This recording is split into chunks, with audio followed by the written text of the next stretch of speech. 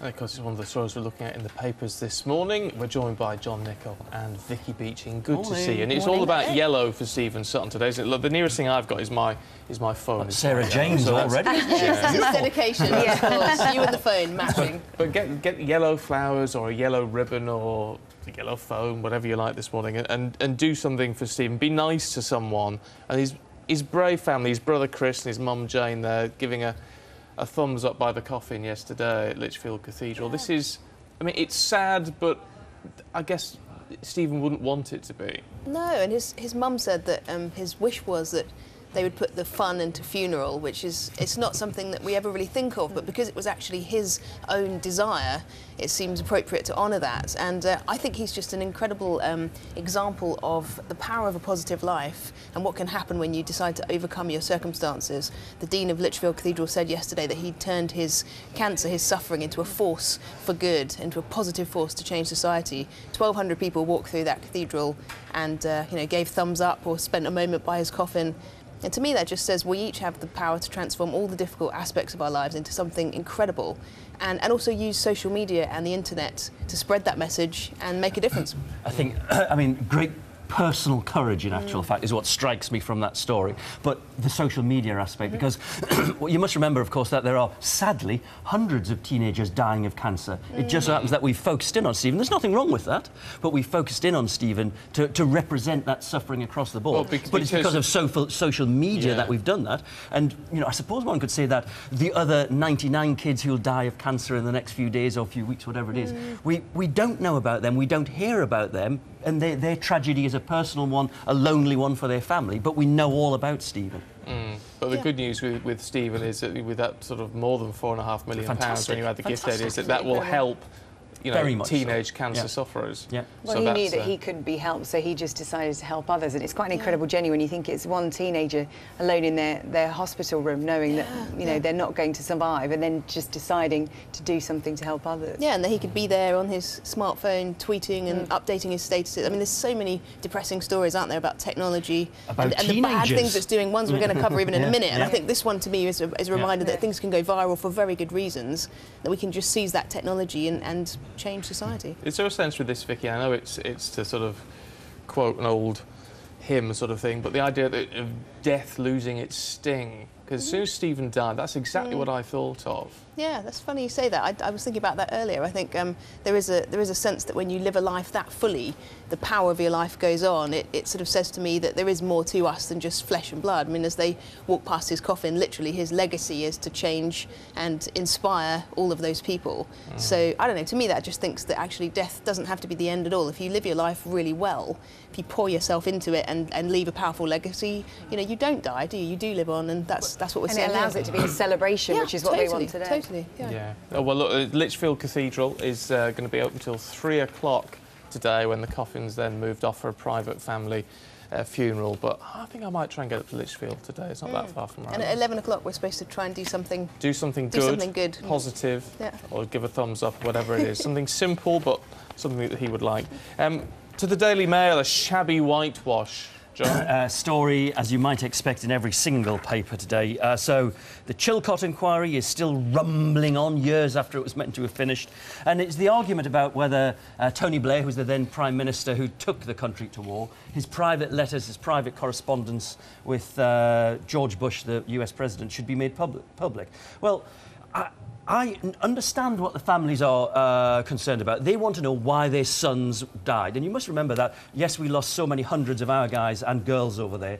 Iraq, in actual fact, lost conceivably 100,000 plus of its own citizens in this war. And so I understand what this argument is about. But I don't know what they're hoping to achieve.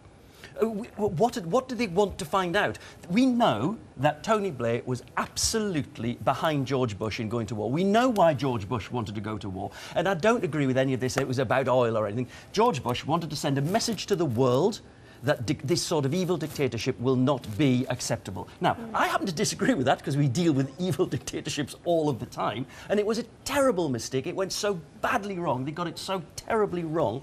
But what is this inquiry going to tell us? We went to war. We went to war Bush and Blair, I think, probably believed themselves they were doing completely the right thing. I don't think they did it for their wrong reasons. They did it because they believed they were doing the right thing. The conspiracy theories behind all this, But which they believe may be in these documents, which will be redacted, What is that they had other motives for doing it. And nobody will ever really know the truth until we see these documents, will they? So there'll always be this ongoing. But I don't understand what the documents conspiracy be would hidden. be. Dude, I don't understand what it would be. I mean, well, you've got the oil issue. Push. Well, it's still out there, isn't it? You've got the oil issue. You've got the idea that George Bush was trying to finish the job his father started. Listen, I started the job 24 years ago. You know, I mean, you must you go back to 1991. That first Iraq war, where Iraq was evicted from Kuwait, was the turning point in the world, in actual fact, because it said the world's nations can come together and change something. Now, the fact that everything that went on afterwards is largely immaterial in actual fact. But finishing the job, I mean, all of those things are probably true, but that's not a conspiracy. The problem with Blair was he spanned because Exactly. It will live on, won't it, until people actually will say, see it. well, why are you keeping these secret? If there are documents out in the open, why is this portion of documents being let kept us know, back? then the stories can be quashed, and then it's over. And they won't do it. And I agree with you. I agree with everything that you say. But I suspect even if we were told, even if we saw every single private communication, we would say, well, yeah, OK, they went to war because they believed they were doing the right thing. That's what I think they were wrong. I think they got it completely wrong in so many ways. But they thought they were doing the right thing. They're politicians. We'd love to know. Well, yeah, I mean, and we will find out in. Do you think so? 20-year rule or whatever, won't we? Well, I suspect they're sort of documents that they will not be released in actual fact. I don't know. But I don't know, it's a difficult one. But you understand the family's grief and all of this. Absolutely. This is in the Mail as well, actually. Teen stalker sending 8,000 texts. Yeah, this is kind of the other extreme in terms of social media, and this is much more typical, whereas the Stephen story is much more heartwarming. This is an obsessed teenager sending a girl that he liked 8,000 text messages. He approached her through text and also through Facebook, and if you break them down statistically, it's as if he was sending her 300 messages a day. It was, sort of declaring his undying love in the initial stages, but then it became really abusive and sexually inappropriate. He's pleaded guilty and got a 12-month suspended sentence, but the judges ruled that he was actually quite childlike and naive. And that really frustrates me because I was actually on the receiving end of some stalking myself back when I lived in the States, and the conclusion was actually that the guy doing it was quite childlike and naive. Which doesn't make any difference to you if you're It didn't make any scared. difference to me, and it wouldn't have made any difference to this girl, because when you get these messages, you have no idea who's sending it, and you just have to take it at face value, don't you, and accept that you are actually in danger. So it frustrates me that that's given any credibility, because it's actually not childlike or naive to send those kind of messages. And you can't escape it, can you? Text messages, you can't, Facebook, it just Twitter. bombards you. But social media, that is the bad side of social media. I mean, in the olden days, I used to do a radio show and you used to get letters in green ink. By people writing in and, threatening things. Oscar Wilde was listening to you. Oh, very clever. You'll have to explain that. Well, he always wrote in green ink, Oscar Wilde. No, but people would write, but they had to pick up a pen and write a letter.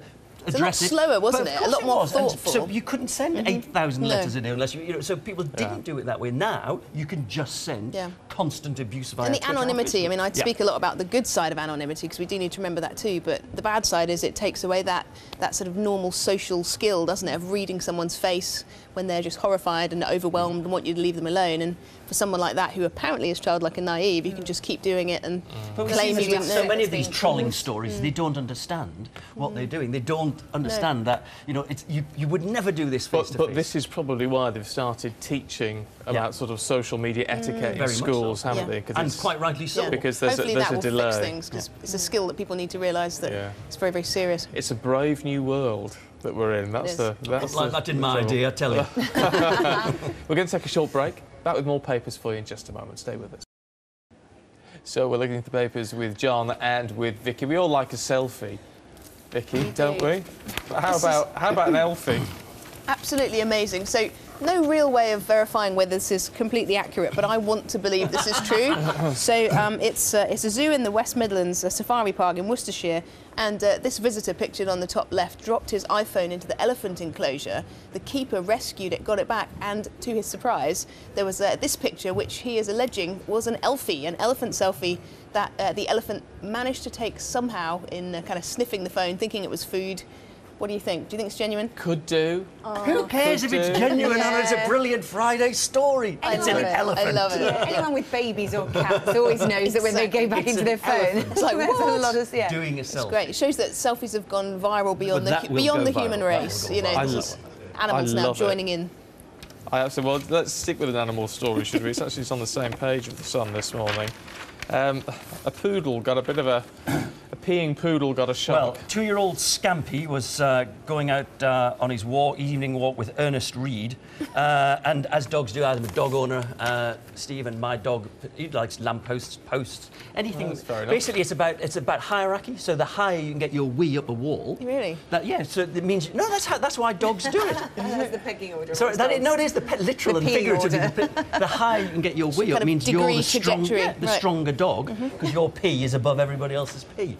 But poor old poor old Scampy. Because everybody wakes up with their, cornflakes and coffee. No, this is important. Poor old Scampy peed on this lamppost, and there's some sort of fault with it. He's got an electric shock, and he was thrown 100 feet across the street. Can you imagine?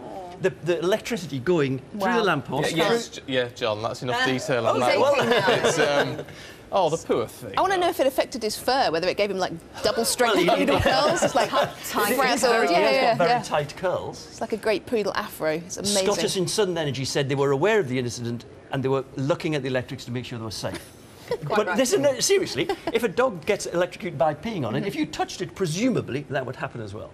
Or maybe you'd have to have a wet finger to. I don't know. Well, do you know anything about As if it would have electricity? been a person. A wet you know, finger. stumbling drunkenly home, Exactly. relieving yourself in a corner. I mean, How many That's another people, reason not how to do many that people do you know who stumble home and wee on lampposts? my in the guy street? friends would. They would, but that could have been very unfortunate. So, Well, I yeah. tell you what, would be we're almost out of time. I just have a very quick look at this one because the top that says "I'm not."